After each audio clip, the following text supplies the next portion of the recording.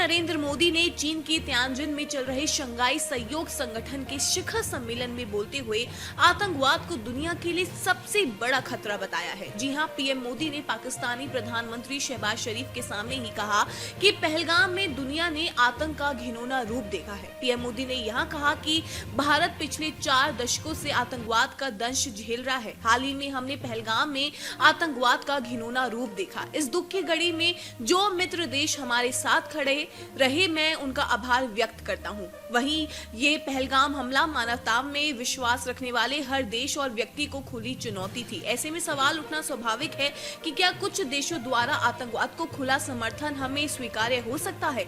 हमें स्पष्ट रूप से एक और स्वर में कहना होगा कि आतंकवाद पर कोई भी दोहरा मापदंड स्वीकार्य नहीं होंगे और साइबर आतंकवाद के खिलाफ भी सख्ती से निपटना होगा। वहीं प्रधानमंत्री नरेंद्र मोदी ने कहा कि भारत ने एससीओ के सक्रिय सदस्य के रूप में हमेशा से ही रचनात्मक और सकारात्मक भूमिका निभाई है।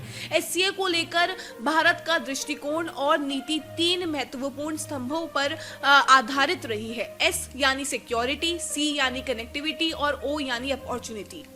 पीएम मोदी ने आगे कहा कि सुरक्षा, शांति और स्थिरता किसी भी देश के विकास का आधार होती है, लेकिन आतंकवाद, अलगाववाद और अतिवाद बड़ी चुनौतियां हैं। आतंकवाद केवल किसी देश की सुरक्षा के लिए नहीं बल्कि पूरी मानवता के लिए एक साझा चुनौती होती है। कोई देश, कोई समाज, कोई नागरिक इससे खुद को सुरक्षित नहीं समझ सकता। इसलिए भारत ने आतंकवाद से लड़ाई में एकता पर जोर दिया है। भारत ने संयुक्त सूचना अभियान का नेतृत्व करके अलकायदा और उससे जुड़े आतंकवादी संगठनों से लड़ने की पहल की है।